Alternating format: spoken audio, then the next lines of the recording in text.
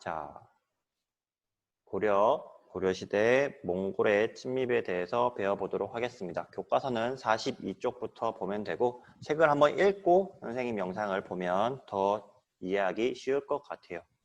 그래서 일단은 고려시대 이제 거란족의 침입의 끝으로 이제 다시 평화시대가 유지된 것 같았지만 이제 몽골의 이 세력이 커지면서 몽골의 세력은 정말 어마무시했습니다. 선생님이 이제 따로 링크를 걸어서 볼 수 있는 영상을 하나 찾아놨는데 그걸 보면 정말 전 세계에서 정말 손꼽을 수 있는 그런 영토를 확장할 정도로 몽골의 기세는 대단했습니다. 그 몽골의 기세가 이제 결국 고려에까지 오게 된 거죠. 그래서 세력이 커지면서 이제 고려에게 이제 우리가 큰 나라고 고려는 작은 나라니까 이제 공물을 바쳐라라고 합니다. 처음에는 이렇게 바치다가 갈수록 요구하는 양이 많아지죠. 우리나라도 지금 백성들을 챙겨야 하는데 그런 많은 것들을 다 이 몽골에게 갖다 바치려고 하니까 이제 쉬운 일이 아니었어요. 그래서 계속 이제 뭔가 어떻게 해야 하나 이제 고민을 하다가 몽골의 사신이 돌아가는 길에 이제 고구려 국경 위치에서 이제 살해를 당하게 되죠. 그래서 그거를 꼬투리로 이제 몽골이 고려를 침공하게 됩니다. 그래서 1231년 몽골은 이제 살리타가 3만의 군대를 이끌고 이제 1차 침입을 하게 됩니다. 갑작스러운 침입으로 인해서 결국 개경은 포위가 됐고 이제 다시 협상을 하면서 우리 고려군은 어떻게 하지 고민을 하게 되겠죠. 그래서 이때 우리가 교과서에 있는 여러 전투 중에서 이 귀주성 전투가 요때 일어났구나 생각하면 될 것 같아요. 뒤에도 많은 전투가 나오는데 이 교과서 43쪽에 나오다시피 고려군은 이 몽골의 군대가 강력하고 대부분 말을 타고 기마족으로 이렇게 침입을 했기 때문에 이 성을 문을 닫고 이렇게 방어 위주로 몽골군과 싸울 수밖에 없었습니다. 그래서 성을 중심으로 싸우다 보니 아무래도 이제 성 안은 안전할지 모르겠지만 성 밖에 있는 백성들에게는 수많은 피해가 갔겠구나라고 생각을 하면 될 것 같아요. 그래서 1년이 지난 1232년에 우리 고려는 또 몽골이 쳐들어올 걸 알았기 때문에 미리 준비를 하죠. 강화도로 수도를 옮기기로 합니다. 강화도는 교과서 42쪽 지도에서 알다시피 우리 수도 옆에 작은 이런 섬 모양의 하나의 지역입니다. 그래서 여기서 이제 우리가 전통적으로 고려를 포함해서 뒤에 조선에도 이 강화도를 많이 활용을 합니다. 외세 침략이 있을 때 우리 물을 두르고 그리고 침입하기 힘든 그런 지리적 구조가 있었기 때문에 강화도로 많이 도망을 가거나 혹은 방어를 하는 모습을 볼 수 있었어요. 또 강화도로 천도한 걸 또 몽골군이 알고 얘들이 또 반항하려 하는구나 해서 또 2차 침입을 감행하죠. 똑같이 살리타 장군을 보내서 또 고려를 공격합니다. 그래서 이때가 바로 처인성 전투가 있었을 때예요. 여기 선생님이 적는 성의 전투들은 특히나 격렬했던 전투의 양상을 이렇게 표시를 한 겁니다. 이때 다행히도 살리타 장군을 우리 고려의 장군이 이제 사살을 하면서 다행히도 2차 침입은 마무리가 되게 됩니다. 그러다가 또 몽골은 세 번째로 또 침입을 감행을 하죠. 그러니까 이 몽골의 경우에는 계속 전쟁의 연속이었어요. 지금 우리 고려만 공격하고 있는 게 아니라 밑에, 옆에, 위로 계속 영토를 확장하는 중이었기 때문에 그 중에 하나의 부분이 우리 고려의 역사였습니다.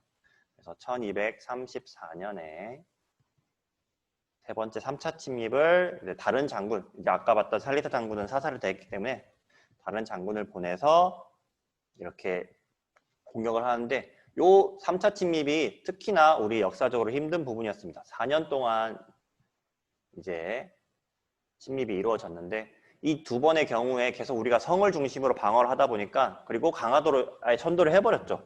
그러니까 이 몽골군이 생각을 바꾼 거야.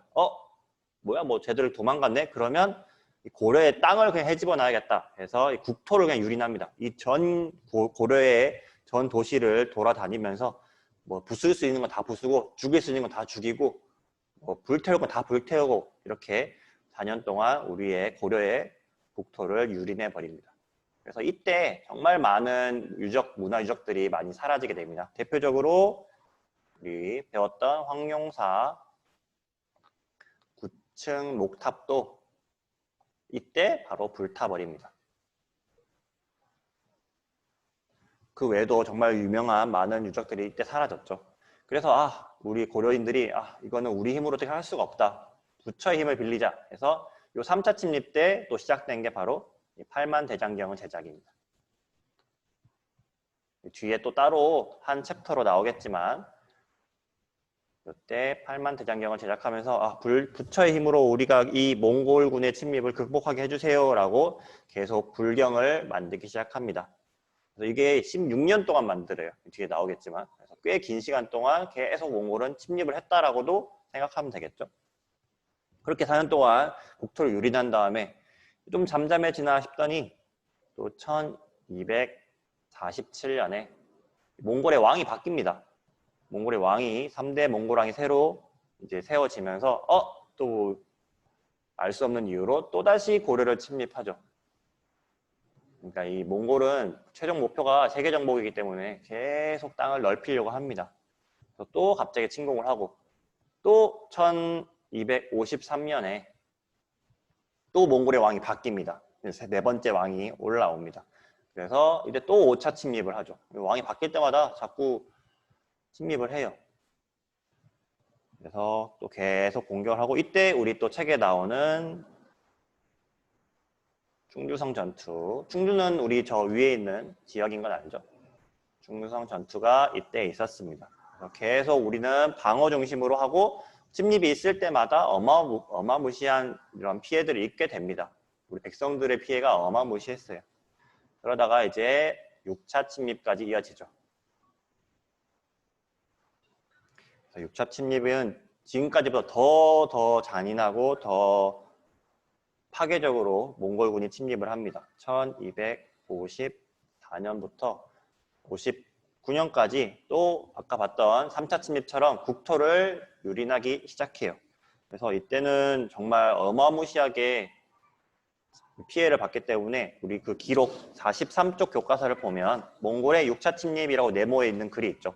몽골 군사에게 포로로 잡힌 남녀가 20만 6,800여 명이 되고 죽임을 당한 사람이 이루 헤아릴 수 없었으며 몽골 군사들이 거쳐간 고을들이 모두 잿더미가 되었으며 그래서 거의 포로만 21만 명인 거예요. 엄청난 숫자인 거예요. 엄청난 숫자. 그러면 죽은 사람들은 더 많겠죠. 이거 싸우다 죽은 사람들 그리고 사라진 마을들은 정말 셀 수 없이 6차 침입 때 너무너무 많은 피해를 입게 됩니다.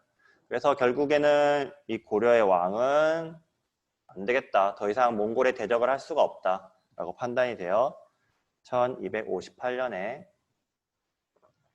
강화를 맺기로 하죠. 몽골구나. 우리가 잘못했다. 더 이상 공격하지 말아줘. 너희들이 요구하는 곡물들 다 바칠게. 그리고 너희들의 속국으로 들어갈게. 이렇게 고려의 왕은 결국 강화를 맺으면서 전쟁이 끝나는 듯 하였지만 우리가 여기서 안 됩니다. 전화 안 됩니다. 지금 항복하면 또 어떤 수치를 당할지 모릅니다. 라고 해서 반대한 사람이 생겼고 끝까지 싸우게 되죠. 그 집단이 대표적으로 삼별초입니다. 그래서 삼별초가 끝까지 싸우게 됩니다. 이미 글자를 하나 틀려서 지울게요. 삼별초의 항쟁이라고 보통 부르는데 삼별초는 지금으로 따지면 이제 특수무인 집단, 특수부대라고 생각하면 될 것 같아요. 우리가 가끔 유튜브나 나오는데 이거 특수부대 많이 나오죠. UDT나 707 부대, 아니면 그런 여러 가지 특수부대들을 모아서 완전 엘리트들이죠. 정말 전쟁의 최고자들을 모아서 삼별초. 삼별초는 말 그대로 이 세 가지 집단입니다. 세 가지 집단을 묶어서 삼별초라고 했는데 이 집단이 마지막까지 몽골이랑 항쟁을 합니다. 마지막까지. 우리 끝까지 싸우게 되지. 우리 고려를 지켜야 한다. 하지만 일단은 정부, 이 조정은 이미 강화를 맺으면서 항복을 한 상태고 요 전투 집단만 남아있는 상태였기 때문에 마지막에 이 삼별초가 제주도까지 도망가면서 방어를 하지만 우리 몽골군이 그래서 물이 약하니까 괜찮겠거니 생각했지만 지금 몽골군 더하기 이 우리 고려의 조정 군사까지 더해지면서 결국 삼별초는 1273년을 끝으로 다 모두 패하게 됩니다. 그래서 우리가 이 시간을 보면 1231년부터 1273년까지 정말 거의 한 40년 가까이 몽골과 이렇게 저항을 하며 투쟁을 하게 됩니다. 이게 역사적으로, 세계 역사적으로 굉장히 큰 의미가 있어요. 한 나라가 이렇게 다른 나라의 전쟁을 이렇게까지 막아내고 싸우고 버텼던 적이 역사적으로 없습니다.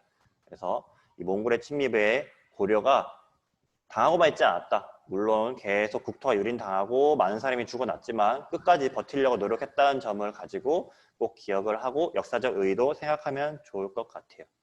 그래서 마지막까지 이렇게 패하면서 결국에는 우리가 원의 간섭기에 들어가게 됩니다. 그래서 이 원이라는 거는 여기 말했던 몽골의 나라 이름입니다.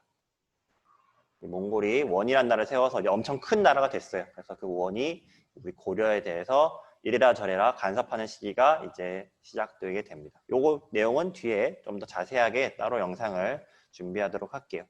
그래서 이 40년의 몽골에 대응하는 이 역사 속에서 정말 국토가 황폐해지고 수많은 사람들이 죽고 문화재가 불타고 정말 이런 수치심도 많이 느끼면서 역사가 이루어졌지만 우리가 최대한 우리를 지킬 수 있게 노력을 했다라는 것에 의미를 두고 이 책을 보고 역사를 공부하면 좋을 것 같습니다.